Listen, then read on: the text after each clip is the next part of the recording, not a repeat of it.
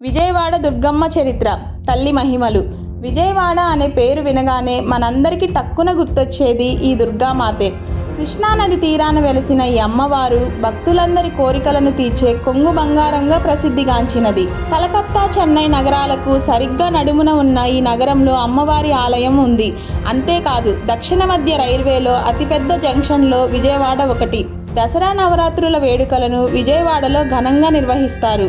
దుర్గాదేవిని 9 రోజుల పాటు 9 ప్రత్యేక రూపాల్లో అలంకరించి ప్రత్యేక పూజలు నిర్వహించారు. దుర్గాదేవిని మహిషాసుర మర్దిని, కనకదుర్గమ్మ అని కూడా పిలుస్తారు.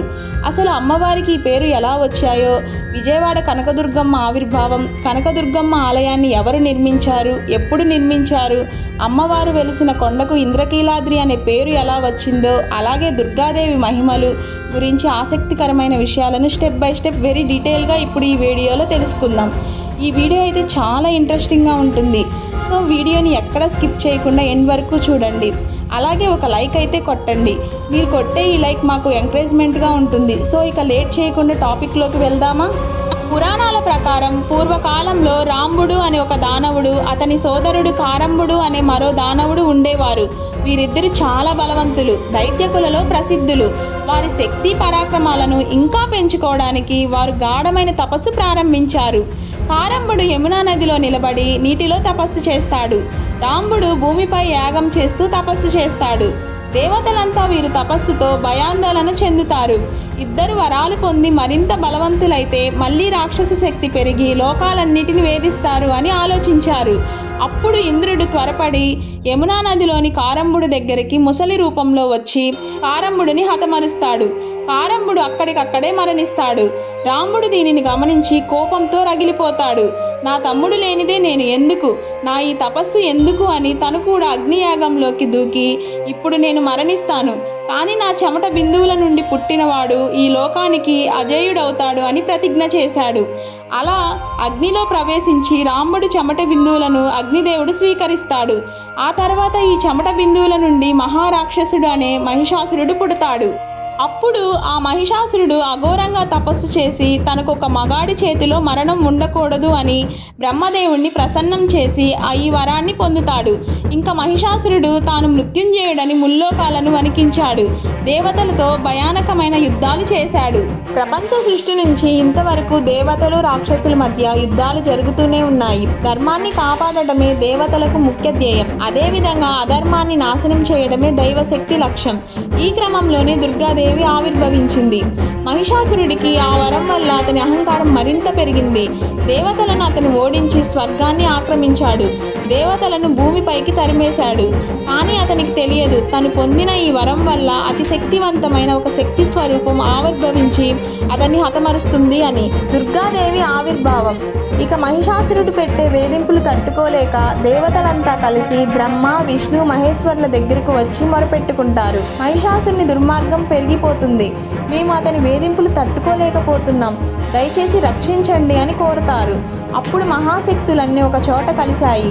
శివుని కాంతి నుండి ముఖం, విష్ణుమూర్తి కాంతి నుండి చేతులు, బ్రహ్మదేవుని తేజస్సు నుండి పాదాలు, మిగతా దేవతలంతా కలిసి ఒక శక్తివంతమైన రూపం సంతరించుకుంది. ఆ రూపమే దుర్గామాత. దేవతలంతా తమ తమ శక్తి ఆ తల్లికి సమర్పించారు.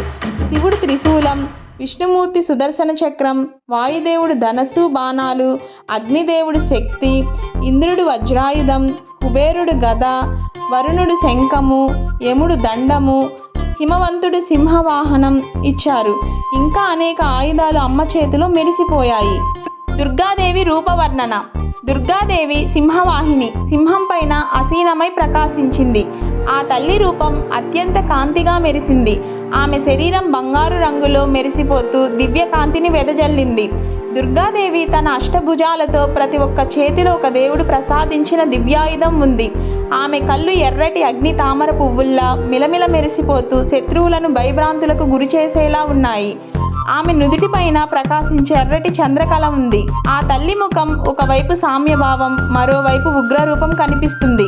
ఆమె రూపం చూసిన వారికి ఆదర్శనమైన కరుణ, మరోవైపు శౌర్యము కలుగుతుంది. ఇలా దేవతలందరి శక్తుల సమ్మేళనంతో పుట్టినదే దుర్గామాత. ధర్మరక్షణకారిణి, మహిషాసుర మర్దిని, జగదాంబ. ఆమె రూపం శత్రువులకు భయం కలిగించేలా, భక్తులకు ఆశ్రయం, శాంతి, కరుణను ప్రసాదించేలా ఉంది. ఇలా ఉన్న దుర్గాదేవిని చూసి దేవతలంతా నమస్కరించారు. ఈ విధంగా అమ్మలగన్న అమ్మ దుర్గాదేవి సింహవాహినిగా మహిషాసురుని అంతం చేయడానికి బయలుదేరింది. దుర్గాదేవి మహిషాసురుని సంహరించడం. దుర్గాదేవి మహిషాసురునితో నవరాత్రులు అనగా 9 రోజుల పాటు క్రూర యుద్ధం చేసింది. మహిషాసురుడు ఎప్పటికప్పుడు రూపాలు మార్చుకుంటూ సింహం, ఏనుగు, రాక్షసుడు, చివరికి మహిషాసురు రూపం ధరిస్తాడు. కానీ దుర్గామాత తన త్రిశూలంతో మహిషాసురుని హృదయాన్ని ఛేదించి సంహరిస్తుంది. ఆ క్షణం నుండి ప్రపంచానికి మళ్ళీ శాంతి తిరిగి లభించింది. ఇలా మహిషాసురుడితో భీకర యుద్ధం పూర్తయిన తరువాత ఆ జగన్మాత ఇంద్రకీలాద్రి కొండపై స్థిరపడి స్వయంభూగా వెలసి ప్రజలకు దర్శనమించింది. అప్పటి నుండి ఆ శక్తి రూపాన్ని మహిషాసుర మర్దిని అని పిలుస్తూ ఇంద్రకీలాద్రి పర్వతం ఆ తల్లికి నిలయంగా మారింది. ఇంద్రకీలాద్రి పర్వతం కథ.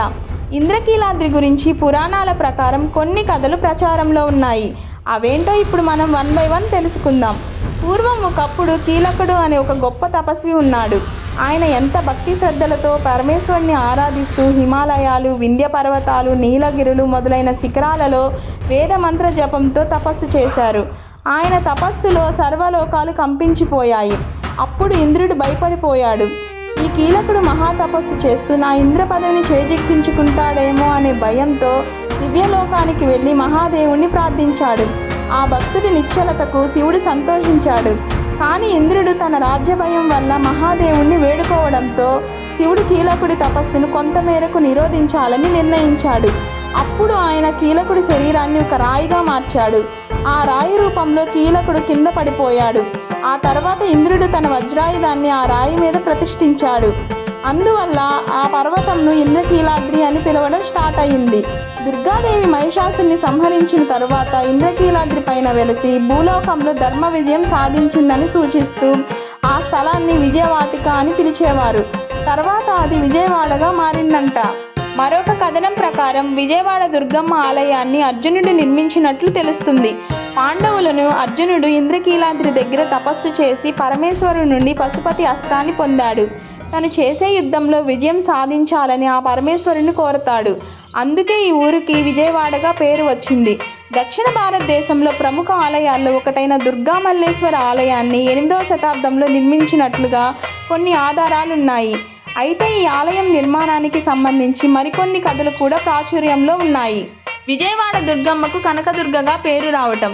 పూర్వం విషకుండిన రాజు మాధవవర్మ అనే రాజు విజయవాడ నగరాన్ని పాలించేవాడు. చాలా కాలం తర్వాత ఆ దుర్గమ్మ అనుగ్రహంతో ఆ రాజు దంపతులకు ఒక పుత్రుడు జన్మించాడు. తను కూడా తన తండ్రిలాగే నీతి, నిజాయితీ, ధర్మంగా ఉండడంతో అందరూ తనను కూడా ఇష్టపడేవారు.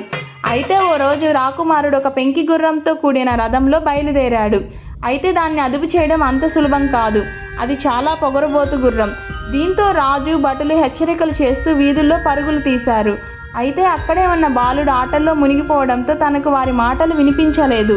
మరోవైపు ఇష్టానుసారంగా వెళుతున్న ఆ గుర్రాన్ని అదుపు చేయడం రాకుమారుడి వల్ల ఎంత ప్రయత్నించినా కాలేదు. ఆ సమయంలో ఆ పిల్లాడు రథచక్రం కింద పడి ప్రాణాలను కోల్పోయాడు. అప్పుడు ఆ పిల్లోడి తల్లి తన భుజాలపై తన కుమారుడి శరీరాన్ని మోసుకొచ్చి రాజులు భోగభాగ్యాలు అనుభవించవచ్చు కానీ ఇలా మనిషి ప్రాణాలు తీయకూడదు అని తనకి న్యాయం చెయ్యాలి అని రాజు ముందు ఏడ్చింది.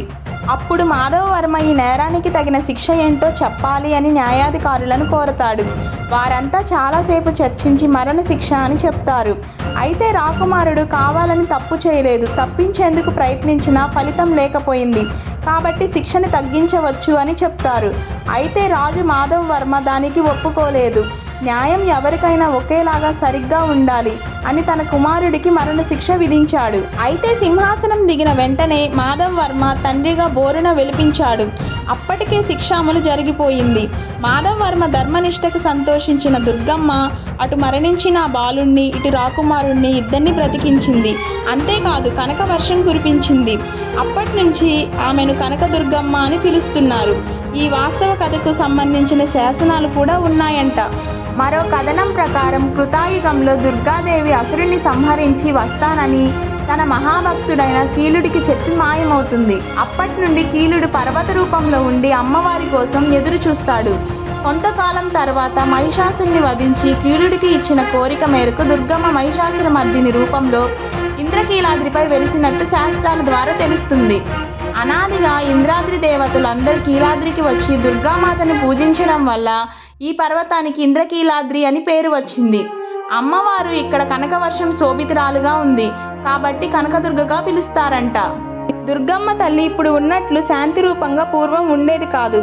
కేవలం ఒక పెద్ద కొండ ఉండి దానిపై ఒక భయంకరమైన రూపంలో అమ్మ ఉండేది. ఆ ఉగ్ర రూపంలో అమ్మ ఉన్నప్పుడు ఆ కొండపై నుంచి భయంకరమైన శబ్దాలు వచ్చేవి. ఆ తల్లి అప్పుడు జంతు బలులు ఇచ్చి తల్లిని శాంతింప చేసేవారంట. ఆ తల్లి మళ్ళీ ఉగ్రరూపం దాల్చకుండా ఆ టైంలోనే శంకరాచార్యులు దుర్గాష్టకం బదులు లలితా సహస్రనామాలు పాడి ఆ తల్లిని శాంతింప చెయ్యాలని చెప్పారు. అందుకే అప్పటి నుండి అమ్మను శాంతంగా ఉంచడానికి దుర్గాష్టకం కాకుండా లలితా సహస్రనామాలు పాడడం కనకదుర్గమ్మ ఆలయంలో ఆనవాయితీగా వస్తుంది. కనకదుర్గమ్మ తల్లి ఇప్పటికీ విజయవాడలో రాత్రులు సంచరిస్తుందని అక్కడి ప్రజలు నమ్ముతారు. అంతేకాదు కనకదుర్గమ్మ సంచరిస్తుంది అనడానికి చాలా ఆధారాలు కూడా ఉన్నాయి. మరియు వాటికి తగ్గ వాస్తవ కథలు ప్రజలు ఇప్పటికీ చెప్తారు. వాటిలో మనం ఇప్పుడు కొన్నింటిని తెలుసుకుందాం. 1955లో విజయవాడలో జరిగిన యథార్థ సంఘటన. విజయవాడలో ఒక రిక్షా తొక్కే అతను ఉన్నాడు. తన పేరు వెంకన్న.